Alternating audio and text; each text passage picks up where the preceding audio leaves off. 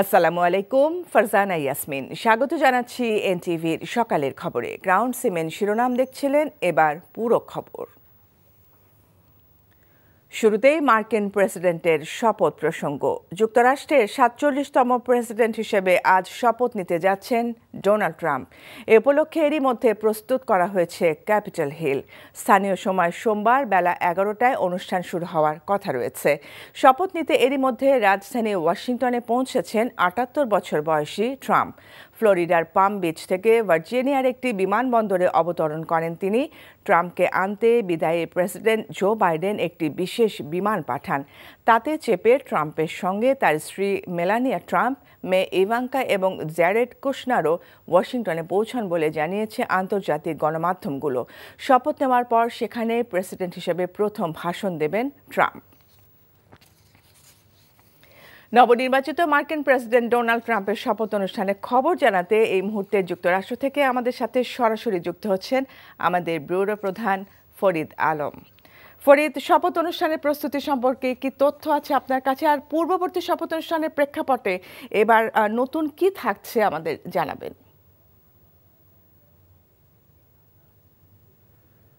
ধন্যবাদ ফারজানা। পূর্ববর্তী যে কোনো প্রেসিডেন্টের চেয়েই আমরা জানি এবং সবাই জানে যে ডোনাল্ড ট্রাম্পের অনেক কিছুতেই অনেক ধরনের উনি একজন সমালোচিত, অনেক আলোচিত একজন মানুষ। বিশেষ করে সেই সব কিছু ছাপিয়ে কিন্তু তার শপথ অনুষ্ঠানটা এবার শীতের অত্যন্ত ঠান্ডার কারণে ক্যাপিটল হিলের ভিতরে করা হয়েছে এবং সেই কারণে কিন্তু অনেক অতিথি কাটছাট করা হয়েছে। যারা টিকিট পেয়েছিলেন তারাও সবাই যেতে পারবে না। তার এই শপথ অনুষ্ঠানকে কেন্দ্র করে কিন্তু বিশাল একটা নিরাপত্তা বলয় গড়ে তোলা হয়েছে। ওয়াশিংটন ডিসিতে প্রায় ৩০ কিলোমিটার এলাকা জুড়ে একটা ফেন্স গড়ে তোলা হয়েছে এবং ২৪,০০০ নিরাপত্তা কর্মী সিক্রেট সার্ভিসের অধীনে তারা ওয়ার্ক করছে যাতে নিরাপত্তাটা বজায় রাখা যায়। কিন্তু ডোনাল্ড ট্রাম্পের এই শপথ অনুষ্ঠানের সাথে অন্য প্রেসিডেন্টগুলোর শপথে তেমন কোনো পার্থক্য না থাকলেও তার এই শপথের পরে এই দেশের অভ্যন্তরীণ অর্থনীতি এবং রাজনীতিতে যে একটা নতুন ধরনের কোনো কিছু ঘটবে এটা সবাই জানেন। তবে সেই ঘটনাগুলো কারোর জন্য ভালো হতে পারে, কারোর জন্য খারাপ হতে পারে।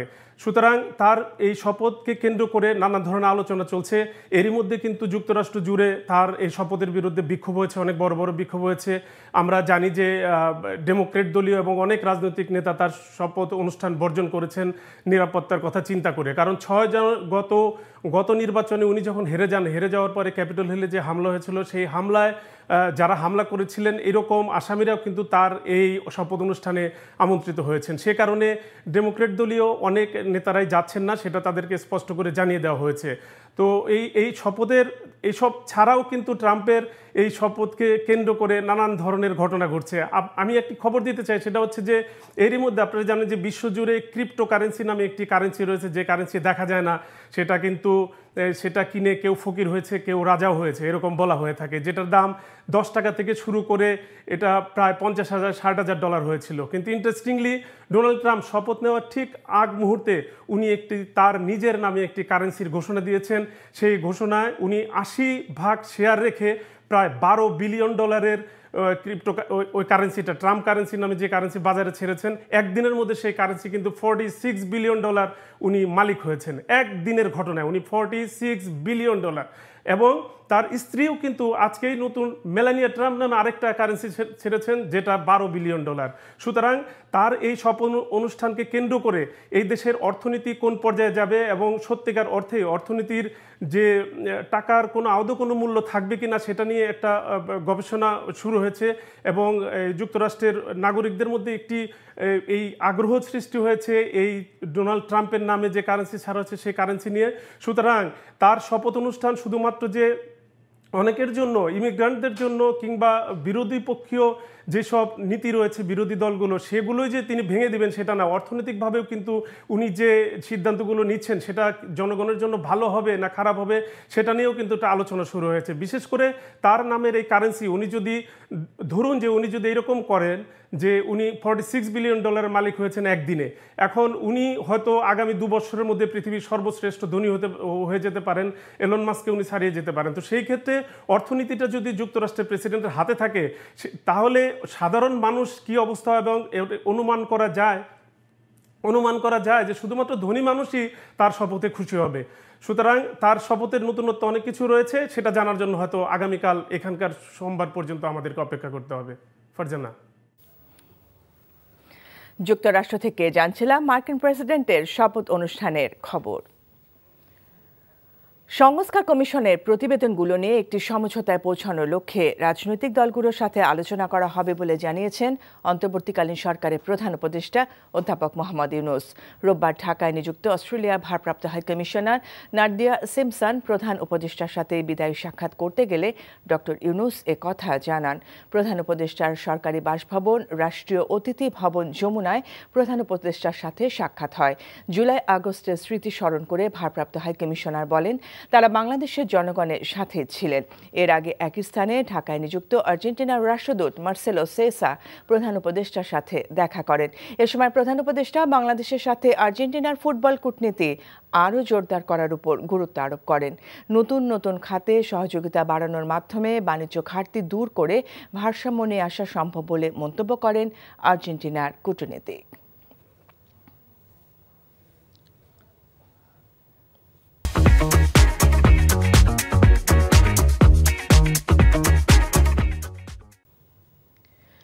শীঘ্রই আয়নাঘর পরিদর্শনে যাচ্ছেন প্রধান উপদেষ্টা অধ্যাপক মোহাম্মদ ইউনূস। রোববার বিকেলে রাষ্ট্রীয় অতিথি ভবন যমুনায় গুম সংক্রান্ত তদন্ত কমিশনের সাথে বৈঠকে এই সিদ্ধান্ত হয়।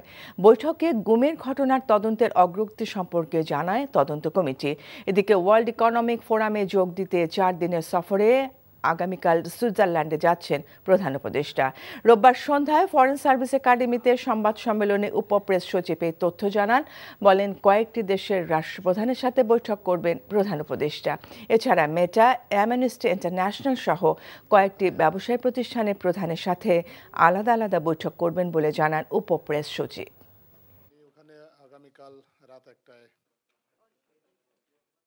বাংলাদেশ বিষয়ক একটা সেপারেট ডায়ালগ হবে, যেখানে বিশ্বের অনেক গুরুত্বপূর্ণ ব্যবসায়িক প্রতিনিধি বা ব্যবসায়িক নেতৃবৃন্দ পাশাপাশি এবং বেশ কিছু গুরুত্বপূর্ণ আন্তর্জাতিক প্রতিষ্ঠানের সিইও এখানে যোগ দিবেন। এটা বাংলাদেশের জন্য খুবই গুরুত্বপূর্ণ এবং এটা একটা rare opportunity. Bangladesh W economic ফোরামে এই প্রথমবারের মতো এই ধরনের ডায়ালগে অংশ নেওয়ার সুযোগ পেয়েছে।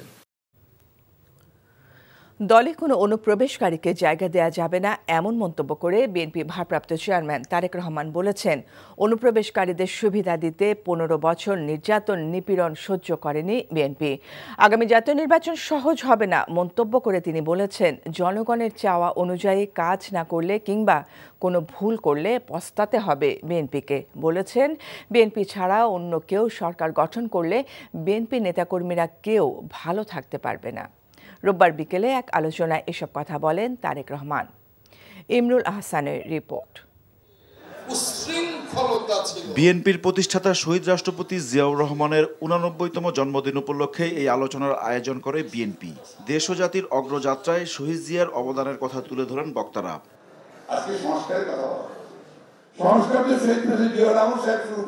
লন্ডন থেকে অনলাইনে যুক্ত হয়ে বিএনপির ভারপ্রাপ্ত চেয়ারম্যান তারেক রহমান নেতাকর্মীদের দলের প্রতিষ্ঠাতার আদর্শ অনুসরণ করে রাজনীতি করার আহ্বান জানান। খুব সম্ভবত পৃথিবীর কোনো রাজনৈতিক নেতার চলে যাবার পরে জানাজার ক্ষেত্রে এইরকম দৃশ্য আমরা দেখিনি, এত জনসমাগম আমরা দেখিনি, এভাবে মানুষকে কাঁদতে আমরা দেখিনি, এত সংখ্যক মানুষকে কাঁদতে। জানা যায় মানুষের উপস্থিতি বলে দেয় তিনি তার মানুষের কাছে কতটা জনপ্রিয় ছিলেন।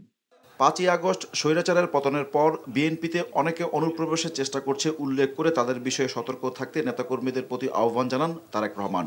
এইরকম মানুষগুলো 5 তারিখের পর থেকে আস্তে আস্তে ভিড় করা শুরু করেছে। বাংলাদেশ জাতীয়তাবাদী দলের 60 লক্ষ নেতাকর্মীর নামে বিভিন্নভাবে মিথ্যে গায়েবী মামলা আছে, নির্যাতিত, অত্যাচারিত। শুধুমাত্র জুলাই আগস্ট মাসে যে আন্দোলন, জনগণের যে আন্দোলন, সেখানে বাংলাদেশ জাতীয়তাবাদী দলেরই প্রায় 500-র মতন নেতাকর্মী শহীদ হয়েছেন। বহু হাজার, শত হাজারের মতন নেতাকর্মী বিভিন্নভাবে জখম হয়েছেন। আমরা কি এতগুলো বাংলাদেশ জাতীয়তাবাদী দলের নেতাকর্মীরা যারা অত্যাচার নির্যাতন সহ্য করেছে, এই যে ৬০ লক্ষ মানুষ বা তারও বেশি সংখ্যক মানুষ, আমরা কি ওই মোটরসাইকেল বহরের যারা, তাদেরকে সুবিধা দেওয়ার জন্য এই অত্যাচার নির্যাতন সহ্য করেছি? অবশ্যই নয়, অবশ্যই নয়। দলের নেতাকর্মীদের আত্মতুষ্টিতে ভোগা যাবে না মন্তব্য করে তারেক রহমান বলেন, নির্বাচনে জয়ী হতে হলে জয় করতে হবে মানুষের মন। সামনের নির্বাচন এত সহজ নয় আপনারা যত সহজ ভাবছেন। নিজের মনে যতই বড়াই করুন, আরে বিএনপির তো শাখা প্রশাখা একদম গ্রাম পর্যন্ত আছে, অন্যদের কি এত আছে? এত বড়াইয়ের কিছু নেই। জনগণ ম্যাটার্স। সেই জনগণই হচ্ছে আমাদের শক্তি, জনগণই হচ্ছে আমাদের সমর্থন, জনগণই হচ্ছে শক্তি। জনগণ সাথে না থাকলে জনগণ ৫ই আগস্ট দেখিয়ে দিয়েছে। কাজে আমরা যদি ভুল করি, জনগণ আবার কোনো একটা কিছু দেখিয়ে দিবে, তখন কিন্তু পস্তাতে হবে, তখন কিন্তু হাপিত্তেশ করতে হবে। যদি এমন পরিস্থিতির উদ্ভব হয় যেখানে অন্য কেউ সরকার গঠন করলো, তাহলে কি আপনি মনে করেন আপনি খুব ভালো থাকতে পারবেন? আপনি বলতে আমি, বাংলাদেশে যদি ১ কোটি বিএনপির নেতাকর্মী থাকে, সবকিছু মিলিয়ে আমি এই ১ কোটি মানুষকেই বলছি, আপনারা কি ভালো থাকতে পারবেন? ভোটের অধিকারী একমাত্র জবাবদিহি নিশ্চিত করতে পারে উল্লেখ করে তারেক রহমান বলেন, নির্দিষ্ট সময় পর পর নির্বাচন হতে হবে, এ বিষয়ে সবাইকে এক জায়গায় থাকতে হবে। Imrul Ahsan, NTV news, Dhaka. দুর্নীতির মামলায় গ্রেফতার বাংলাদেশ ব্যাংকের সাবেক ডেপুটি গভর্নর এস.কে সুর চৌধুরীর বাসায় অভিযান চালিয়ে রোববার নগদ ১৬ লক্ষাধিক টাকা ও প্রায় ৪.৫ কোটি টাকার সঞ্চয়পত্র ও মেয়াদি আমানত সহ বিভিন্ন কাগজপত্র উদ্ধার করেছে দুর্নীতি দমন কমিশন দুদক। এদিকে শেখ হাসিনার কন্যা সাইমা ওয়াজেদ পুতুলকে বিশ্ব স্বাস্থ্য সংস্থার আঞ্চলিক পরিচালক পদ থেকে বাদ দিতে ব্যবস্থা নিতে পররাষ্ট্র মন্ত্রণালয়কে চিঠি দেওয়া হয়েছে। নিয়ামুল আজিজ সাদেকের রিপোর্ট। পূর্বাচল নতুন শহরের প্রকল্পে অবৈধভাবে রাজুকের ১০ কাঠা প্লট জালিয়াতির ঘটনায় সম্প্রতি সাইমা ওয়াজেদ পুতুলকে আসামি করে মামলা করে দুদক। এমন মামলার আসামি কোনো প্রভাব খাটিয়ে বিশ্ব স্বাস্থ্য সংস্থার পদে দায়িত্ব পেয়েছেন কিনা সে বিষয়ে খতিয়ে দেখতে পররাষ্ট্র মন্ত্রণালয়কে চিঠি দিয়েছে দুদক। ইতিমধ্যে তদন্তকারী কর্মকর্তা নিয়োগ করা হয়েছে। সাইমা ওয়াজেদ পুতুলের নিয়োগ সংক্রান্ত বিষয়ে এটা অনুসন্ধান কার্যক্রম শুরু হয়েছে। অনুসন্ধান দল তাদের অভিযোগ প্রমাণের জন্য যা যা প্রয়োজন হবে, যেখানে যেখানে পত্র লেখার প্রয়োজন হবে, জালিয়াতি প্রমাণাদি সংগ্রহের জন্য সব কাজই করবে।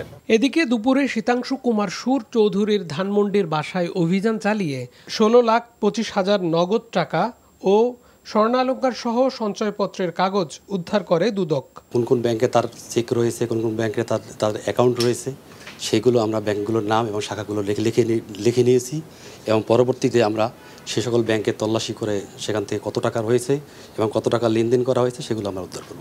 আওয়ামী লীগ সরকারের সাবেক মন্ত্রিপরিষদ সচিব কবির বিন আনোয়ার ও তার স্ত্রী তৌফিকার বিরুদ্ধে ২৩ কোটি টাকা অস্বাভাবিক লেনদেনের অভিযোগে মামলা দায়ের করেছে দুদক।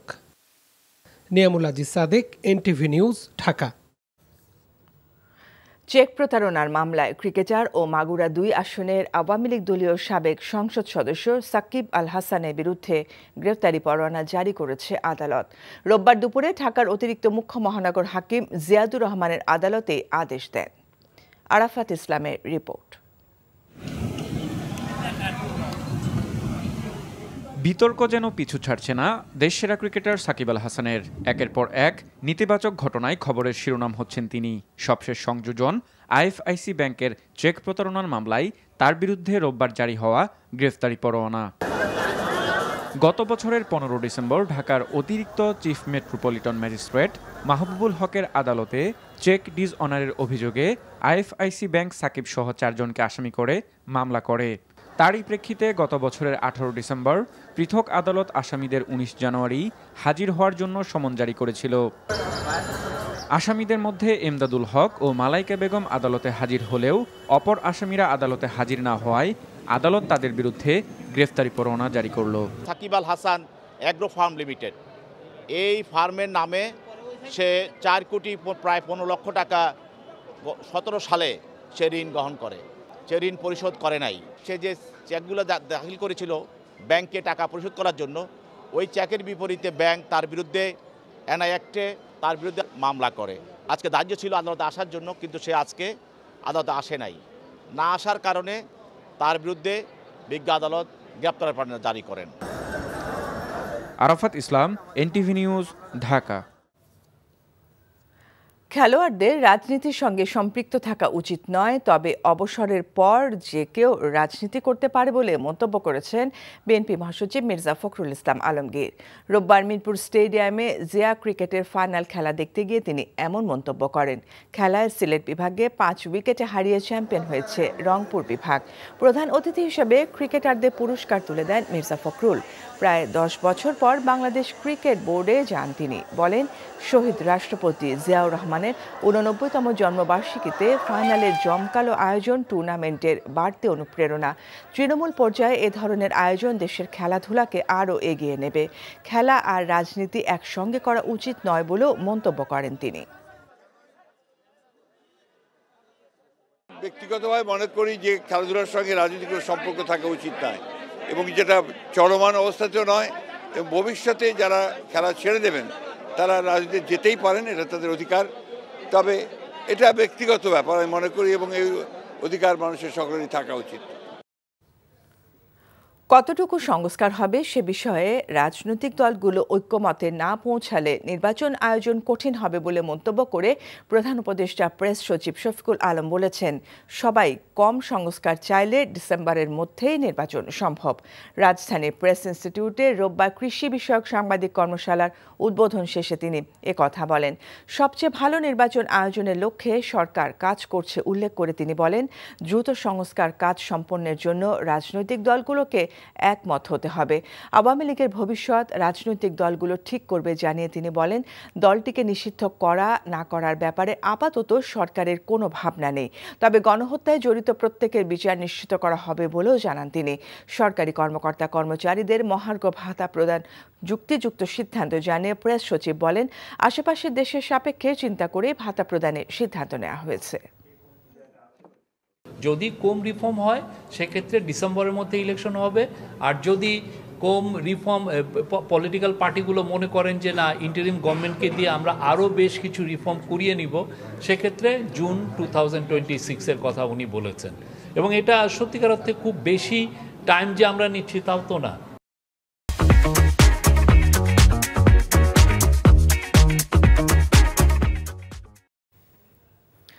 আন্তর্জাতিক গণমাধ্যম আল জাজিরায় all the prime minister's men তথ্যচিত্রটি প্রচারের পর এর সঙ্গে যুক্ত সাংবাদিকদের বিরুদ্ধে ব্যবস্থা নিতে চেয়েছিলেন শেখ হাসিনা সরকার। এক প্রতিবেদনে তথ্য জানিয়েছে সানডে টাইম। প্রতিবেদনে বলা হয়, এই ইস্যুতে ক্ষমতাচ্যুত সরকারের কর্তা ব্যক্তিরা প্রখ্যাত ব্রিটিশ আইনজীবী ডেসমন্ড ব্রাউন কেসির পরামর্শ নিয়েছিলেন। তথ্যচিত্র নির্মাণের সঙ্গে জড়িত থাকায় ডেভিড বার্কম্যানকে বাংলাদেশে গ্রেফতারের পরিকল্পনা করেছিল তৎকালীন সরকার। 2021 সালের 1 ফেব্রুয়ারি প্রচার হওয়া ওই প্রামাণ্যচিত্রে শেখ হাসিনা সরকারের দুর্নীতি ও ক্ষমতার অপব্যবহারের তথ্য উঠে আসে। এর জেরেই যুক্তরাষ্ট্র তৎকালীন সেনাপ্রধান জেনারেল আজিজ আহমেদ এবং তার ভাইদের উপর নিষেধাজ্ঞা আরোপ করে। সংবিধানের মূলনীতি এবং দেশের নাম পরিবর্তন করার সুযোগ নেই বলে মনে করেন সংবিধান বিশেষজ্ঞ এবং বিশিষ্ট আইনজীবীরা। আর দ্বিকক্ষ বিশিষ্ট সংসদ জটিলতা সৃষ্টি করবে বলেও মনে করেন তারা। সংবিধান সংস্কার কমিশনের দেয়া কিছু সুপারিশকে সাধুবাদ জানালেও বেশিরভাগ ক্ষেত্রে দ্বিমত পোষণ করে সংবিধান বিশেষজ্ঞ ডক্টর শাহদিন মালিক এবং অ্যাডভোকেট আহসানুল করিম। রিপোর্টে আরও জানাচ্ছেন হাসান জাবেদ। বুধবার অন্তর্বর্তী সরকারের প্রধানের কাছেই সংবিধান সংস্কার কমিশন তাদের প্রতিবেদন জমা দেন। এতে মোট 150টি সুপারিশ করা হয়। সংবিধানের প্রস্তাবনায় জাতীয়তাবাদ, সমাজতন্ত্র ও ধর্মনিরপেক্ষতাকে বাদ দিয়ে সাম্য, মানবিক মর্যাদা, সামাজিক ন্যায় বিচার, বহুত্ববাদ ও গণতন্ত্র অন্তর্ভুক্ত করার সুপারিশ করে কমিশন। একই সাথে বাংলাদেশের সাংবিধানিক নাম জনগণতান্ত্রিক বাংলাদেশ করারও সুপারিশ করে। এ ধরনের সুপারিশের যৌক্তিকতা নিয়ে প্রশ্ন তুলেন সংবিধান বিশেষজ্ঞ শাহদিন মালিক ও আইনজীবী আহসানুল করিম। 5 বছর 7 বছর পরে আবার নতুন সরকার আসবে, তারাও বলবে নতুন নাম দেই। নাম মূলনীতিগুলি খুবই অস্থিরতায় চলে আসবে, কিন্তু কিছু কিছু জিনিস আছে পছন্দ না হলেও বদলাতে হয় না। আমার তো দুনিয়ায় কোনো দেশ মনে আসছে না যে গত 50 বছরে বা 100 বছরের নাম পাল্টিয়েছে। 4টা মূলনীতি যার উপর কনস্টিটিউশন বেস হয়ে আছে ফাউন্ডেশন, সেগুলোকে উল্টানো যায় না। রাষ্ট্রের নাম বদলানোর কোনো গ্রহণযোগ্যতা আমি দেখি না। দ্বিকক্ষ বিশিষ্ট সংসদ চালু করার সুপারিশে সংখ্যাগরিষ্ঠতার ভিত্তিতে নিম্নকক্ষ এবং সংখ্যানুপাতিক প্রতিনিধিত্বে উচ্চ কক্ষ তৈরি করার কথা বলা হয়েছে কমিশন প্রতিবেদনে। মোট আসন সংখ্যা 505 করা হয়েছে সুপারিশে। বাংলাদেশের প্রেক্ষাপটে দ্বিকক্ষের প্রয়োজনীয়তা নেই বলেও মনে করেন তারা। দুনিয়াতে দ্বিকক্ষ বিশিষ্ট হয় যেখানে বহু জাতি, ভাষা, ধর্মের সমন্বয়ে একটা দেশ হয়, যেমন ভারত। আমরা তো সব বাঙালি, সব বাংলায় কথা বলি, তো এইগুলি না জেনে না বুঝে হুট করে দ্বিকক্ষ পালন কেন দরকার আমি তো এখনো কিছু বুঝলাম না। যারা নিম্নকক্ষে ইলেক্টেড হয়েছেন তাদেরই মনোনীত প্রতিনিধিরা এখানে আসছেন, সুতরাং উচ্চকক্ষে যারা থাকবে তারা সাবসার্ভিয়েন্ট হবেন টু দ্য নিম্নকক্ষ, বোঝা যায়, কারণ তাদের দ্বারা অ্যাপয়েন্টেড। তো লাভ কি হবে? বিচার বিভাগের বিকেন্দ্রীকরণে দেশের সব বিভাগীয় শহরে হাইকোর্ট বিভাগের মর্যাদা এবং এখতিয়ার সম্পন্ন একটি একক স্থায়ী আসন প্রবর্তনের সুপারিশ রয়েছে সংবিধান সংস্কার কমিশনের। এটা সংবিধানের সাথে সাংঘর্ষিক বলে মনে করেন সংবিধান বিশেষজ্ঞ ডক্টর শাহাদিন মালিক। আর 21 বছর বয়সে সংসদ নির্বাচনে অংশ নেয়ার বিধানের চরম আপত্তি জানান আহসানুল করিম। 25 বছর লেগে যায় অন্তত তার মাস্টার্স ডিগ্রি করতে। তার মানে কি আমরা উৎসাহিত করছি পড়াশোনা করা যাবে না? তো রাজনীতি কি পড়াশোনা? তো আমরা তো একটা জাতিকে শিক্ষিত জাতি হিসেবে চাই। আগে শিক্ষিত হোক, তারপর ডিসাইড করবে রাজনীতি করবে কি করবে না। চট্টগ্রামে হাইকোর্ট হলো, খুলনায় হলো, বরিশালে হলো, সুবিধা আছে, কিন্তু কোনো একটা ব্যাপারে চট্টগ্রামের হাইকোর্ট এক রায় দিল, খুলনার হাইকোর্ট আরেক রায় দিল, সিলেটের হাইকোর্ট আরেক রায় দিল, তো পুরো আইন ব্যবস্থাটা আমরা উকিলা যেভাবে দেখি অস্থিতিশীল হয়ে যাবে। কিছু সাংবিধানিক অধিকার প্রশ্নেও দ্বিমত পোষণ করেন তিনি। জামিনে মুক্তির অধিকার কনস্টিটিউশন ফান্ডামেন্টাল রাইটের মধ্যে ঢোকাতে হবে। এটা যদি সাংবিধানিক অধিকার দেওয়া হয়, তো একজন খুনি আসামি যে বলবে এটা আমার সাংবিধানিক অধিকার, আমাকে জামিন দিতে হবে, সেটা আসলে জামিন ফান্ডামেন্টাল রাইট হতে পারে না। একই ব্যক্তি দুইবারের বেশি প্রধানমন্ত্রী হতে না পারা এবং প্রধানমন্ত্রী দলীয় প্রধানের পদে থাকতে পারবেন না বলে দেয়া সুপারিশকে সাধুবাদ জানান এই দুই আইনজীবী। Hasan Jabed, NTV news, Dhaka. Medical কলেজে ভর্তি পরীক্ষায় অযৌক্তিক কোটা ব্যবস্থা নিরসন, এবারের ভর্তি পরীক্ষার ফলাফল বাতিল করে পুনরায় প্রকাশের দাবিতে কেন্দ্রীয় শহীদ মিনারে বিক্ষোভ করেছেন বিভিন্ন শিক্ষা প্রতিষ্ঠানের শিক্ষার্থীরা। রোববার রাত 11:30টার দিকে কর্মসূচিতে যোগ দেন ঢাকা মেডিকেল, ঢাকা বিশ্ববিদ্যালয় ও বুয়েটের শিক্ষার্থীরা জানান, কোটার মাধ্যমে আবারও মুজিববাদ ও শেখ হাসিনাকে ফিরিয়ে আনার চেষ্টা করা হচ্ছে। বাংলাদেশের রন্ধ্রে রন্ধ্রে এখনও কোটা রয়ে গেছে, অবিলম্বে এই কোটা প্রথা বাতিল করতে হবে। তারা বলেন, যে কোটা সংস্কারের জন্য এত প্রাণ গেল, সেই কোটা আবার ফিরে এসেছে। এর জবাব বর্তমান সরকারকে দিতে হবে বলেও হুঁশিয়ার করেন তারা। এছাড়া আজ সকাল 11টায় সারা দেশে প্রতিবাদ কর্মসূচি পালনের ঘোষণাও দিয়েছেন বিক্ষোভকারীরা। হঠাৎ অসুস্থ হয়ে হাসপাতালে ভর্তি হয়েছেন সদ্য কারামুক্ত সাবেক স্বরাষ্ট্র প্রতিমন্ত্রী ও বিএনপি নেতা লুৎফুজ্জামান বাবর। রোববার সন্ধ্যায় বাবরের গুলশানের বাসভবনে নির্বাচনী এলাকার নেতাকর্মীদের সঙ্গে মতবিনিময়কালে হঠাৎ বুকে ব্যথা অনুভব করেন তিনি। তাৎক্ষণিকভাবে তাকে ইউনাইটেড হাসপাতালে নেওয়া হয়। বর্তমানে তাকে সিসিইউতে চিকিৎসা দেওয়া হচ্ছে। গত 16 জানুয়ারি দীর্ঘ 17 বছর কারাভোগের পর ঢাকার কেরানীগঞ্জ কেন্দ্রীয় কারাগার থেকে মুক্তি পান লুৎফুজ্জামান বাবর। এর আগে চট্টগ্রামে বহুল আলোচিত 10 ট্রাক অস্ত্র আটকের ঘটনায় অস্ত্র আইনের মামলায় গত 14 জানুয়ারি খালাস পান বাবর। চিকিৎসকদের শত চেষ্টার পরও বাঁচানো গেল না জাতীয় কবি কাজী নজরুল ইসলামের নাতি বাবুল কাজীকে। রোববার বিকেলে জাতীয় বার্ন ইনস্টিটিউট হাসপাতালে চিকিৎসাধীন অবস্থায় মারা যান তিনি। বাথরুমে লাইটার বিস্ফোরণে শরীরের 74% পুড়ে যাওয়ায় এমন মৃত্যুর ঘটনা ঘটে। চিকিৎসকরা জানান, শনিবার বাথরুমে ধূমপান করার সময় লাইটার বিস্ফোরণে দগ্ধ হন বাবুল কাজী। আশঙ্কাজনক অবস্থায় তাকে বার্ন ইনস্টিটিউটে আনার পর আইসিইউতে ভর্তি করা হয়। পরে তাকে লাইফ সাপোর্ট নেওয়া হলেও বাঁচানো যায়নি। সোমবার বাদ জোহর গুলশান সোসাইটি মসজিদে তার নামাজে জানাজা অনুষ্ঠিত হওয়ার কথা রয়েছে। এরপর বনানী কবরস্থানে মায়ের কবরের পাশে দাফন করা হবে বাবুল কাজীকে।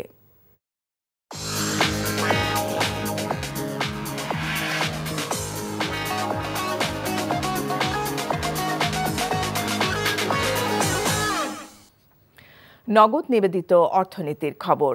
আর্থিক খাতের সহায়তায় দাতা সংস্থাগুলোর কাছ থেকে ভালো সাড়া পাওয়া যাচ্ছে বলে জানিয়েছেন অর্থ উপদেষ্টা ডক্টর সালেউদ্দিন আহমেদ। রোববার সকালে বিদ্যুৎ ভবনে আয়োজিত কর্মসংস্থান ব্যাংকের ব্যবস্থাপক সম্মেলনে কথা বলেন তিনি। অর্থ উপদেষ্টা বলেন, অন্যান্য ব্যাংকের তুলনায় কর্মসংস্থান ব্যাংকের কার্যক্রম সন্তোষজনক। ব্যাংকটির উন্নয়নে সরকারের পক্ষ থেকে সব ধরনের সহায়তা দেওয়া হবে বলেও আশ্বাস দেন তিনি। এ সময় বাংলাদেশ ব্যাংকের governor doctor Ahsan H Mansur ব্যাংকটির আর্থিক তহবিলের সক্ষমতা বাড়ানোকে বড় চ্যালেঞ্জ উল্লেখ করে আমানত বাড়ানোর তাগিদ দেন। অনুষ্ঠানে নারীর আর্থিক ক্ষমতায়নে চেক বিতরণের মাধ্যমে কর্মসংস্থান ব্যাংকের নতুন ঋণ কর্মসূচি সঞ্চিতার শুভ উদ্বোধন করা হয়। এই ছিল সকালের খবরে। এই খবরের ভিডিও সহ আপডেট জানতে ভিজিট করুন এনটিভি অনলাইন www.ntvbd.com। এছাড়াও এনটিভির জনপ্রিয় সব অনুষ্ঠান ও খবরের আপডেট জানতে ভিজিট করুন আমাদের ইউটিউব ও ভেরিফাইড ফেসবুক পেজ। এতক্ষণ সাথে থাকার জন্য ধন্যবাদ সবাইকে।